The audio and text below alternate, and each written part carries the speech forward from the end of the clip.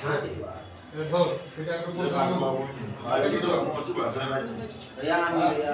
ପାଖରୁ ଚନ୍ଦନ ଗଛ ମୂଳ ଠାକୁର ଉଧୁଆ ପାଇଁ ଚନ୍ଦନ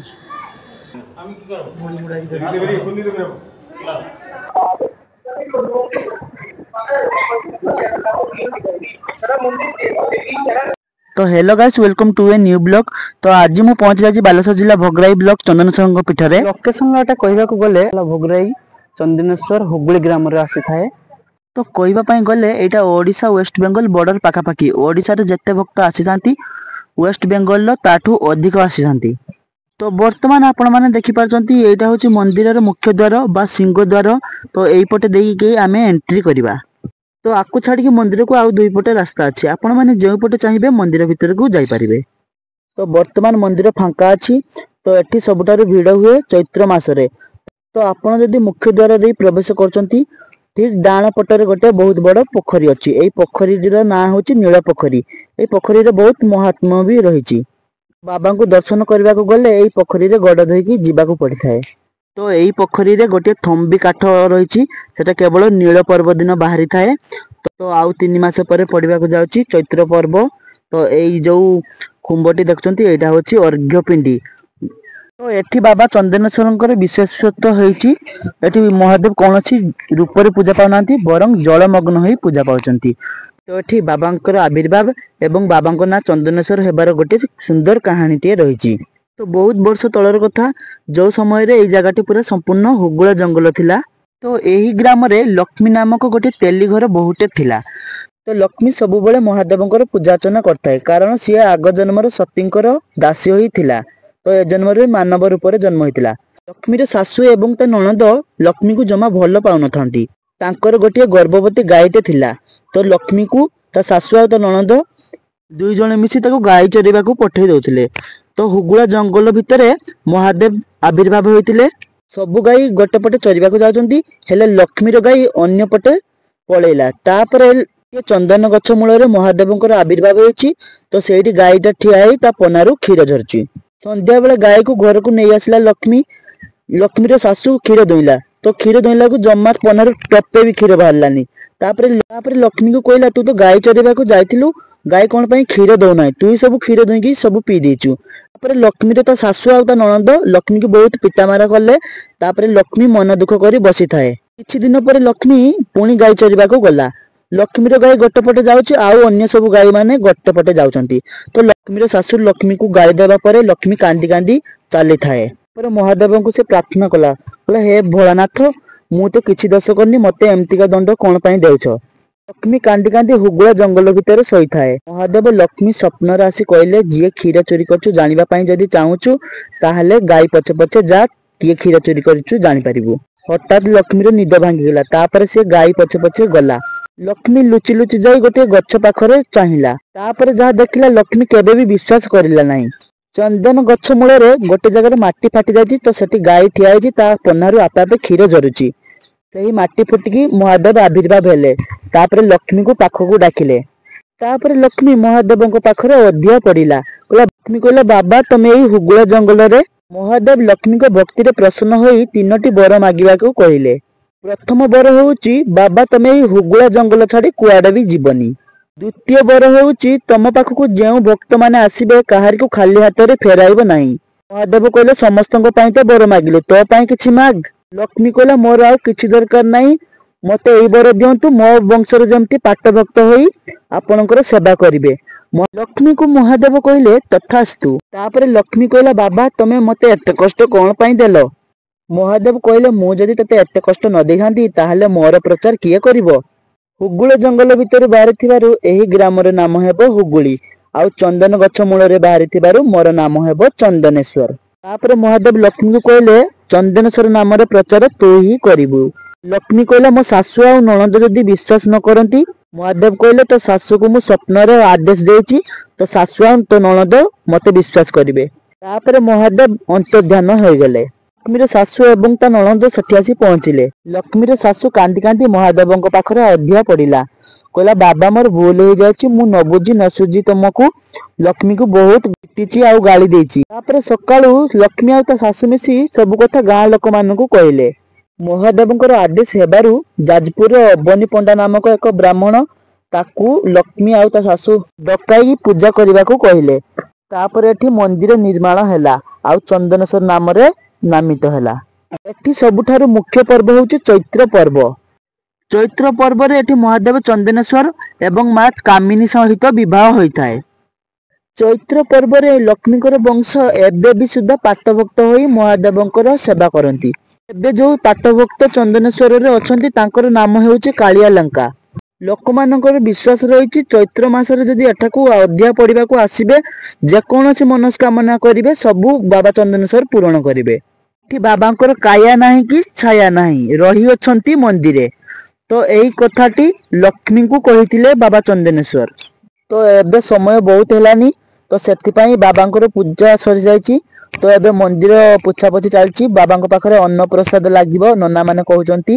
ତ ଚାଲନ୍ତୁ ଆମେ ମନ୍ଦିର ଆଉଥରେ ବୁଲି ଦେଖିବା।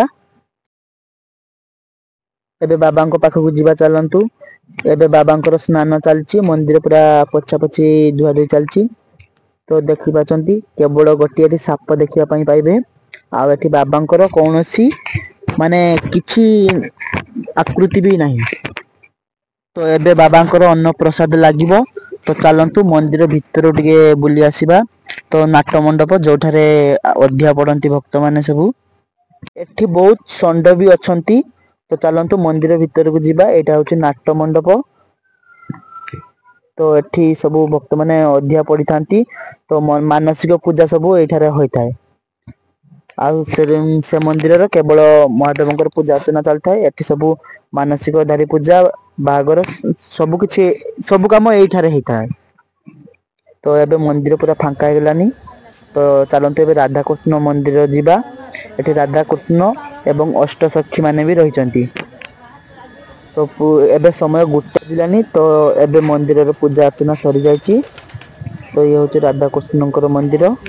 ଏଟା ବି ବହୁତ ପୁରୁଣା ମନ୍ଦିର ଟାଇପର ଦେଖାଯାଉଛି। ତ ଚାଲନ୍ତୁ ଏବେ ଆମେ ନନାକୁ ପଚାରି ବୁଝିବା ତ ଏ ମନ୍ଦିରଟି କେତେ ବର୍ଷ। ନନା ଏ ମନ୍ଦିର କେତେ ବର୍ଷ ପୁରୁଣା ମନ୍ଦିର ହେଲାଣି? ମନ୍ଦିର ମିନିମମ୍ 200-250 ବର୍ଷ। 200-250 ବର୍ଷ। ତ ଏଠି ବାବାଙ୍କର ଆବିର୍ଭାବ କେମିତି ହେଲା? ଏଟା ହୁଗୁଳା ଜଙ୍ଗଲ ଥିଲା ଏଠି। ଆଜ୍ଞା। ହୁଗୁଳା ଜଙ୍ଗଲ ଥିଲା, ଚନ୍ଦନ ଗଛ ଥିଲା। ଚନ୍ଦନେଶ୍ୱର ଗଛ ସେଥିପାଇଁ ତାଙ୍କ ନାମ ଚନ୍ଦନେଶ୍ୱର। ଗାଈ ଆସିକି ଦୁଧ ଦେଉଥାଏ, ହଠାତ୍ ମାନେ ପଡ଼ିଯାଉଥାଏ ଦୁଧ। 2 ଦିନ ସିନା ପଡ଼େ, ଇଏ ଅକଳି ଦୁଧ ପଡ଼ିଯାଉଛି। ଯିଏ ମାଲିକ ଦୁଧ ଖାଉଛି କି ଦୁଧ ଯାଉଛି କାହାର, ସେ ରାତିରେ ସେ ରହିଲା ସେଠି।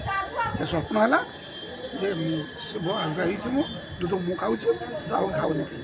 ସେଇଦିନ ପାଖରୁ ଚନ୍ଦନ ଗଛ ମୂଳ ଠାକୁର ଉଧୁବା ପାଇଁ ଚନ୍ଦନେଶ୍ୱର। ତ ଏଠାରେ ମାନେ ସବୁଠାରୁ ମୁଖ୍ୟ ପର୍ବ କ'ଣ? ଚୈତ୍ର ମାସ ଚଡ଼କ ପର୍ବ। ଚୈତ୍ର ମାସରେ ସେଟା କେମିତି କ'ଣ ହୁଏ? ଏଠି ଆମର ଚୈତ୍ର 17 ପାଖରୁ ମେଳା ଆରମ୍ଭ ହୁଏ। ମିନିମମ୍ ଭକ୍ତା 2 ଲକ୍ଷ 3 ଲକ୍ଷ 4 ଲକ୍ଷ ଭକ୍ତା ଆମର ପୁରା 13 ଦିନ ମେଳା ଚାଲେ ଆମର। ବୈଶାଖ ପହିଲା ମେଳା ଶେଷ। ତ ଦେଖିପାରୁଛନ୍ତି ଇଏ ହେଉଛି ବାବାଙ୍କର ମନ୍ଦିର। ତ 2ଟି ଦ୍ୱାର ରହିଛି। ତ ଚାଲନ୍ତୁ ଏବେ ଆମେ ଯିବା ନେତ୍ରକୁଣ୍ଡ ଦେଖିବା ପାଇଁ। ଏଇଟା ଦେଖନ୍ତୁ ମନ୍ଦିରରେ ଯୋଉ 3ଟି କବାଟ ରହିଛି ବାବାଙ୍କର ଆବିର୍ଭାବ କେମିତି ହେଲା ତ ଏଇ କବାଟରେ ଚିତ୍ରରେ ଅଙ୍କା ଯାଇଛି। ତ କେତେ ସୁନ୍ଦର ଦେଖାଯାଉଛି ଦେଖନ୍ତୁ। ଲକ୍ଷ୍ମୀ ବସିଛି, ଏ ହେଉଛି ମହାଦେବଙ୍କର ପୂଜା ଅର୍ଚ୍ଚନା କରୁଛି। ବାବାଙ୍କର ଏଠି ପୂଜା ଚାଲିଛି। ତ ଦେଖନ୍ତୁ ଏଠି କୌଣସି ଶିବଲିଙ୍ଗ ବା ମହାଦେବଙ୍କର ମୂର୍ତ୍ତି କିଛି ଦେଖିବା ପାଇଁ ପାଇବେ ନାହିଁ।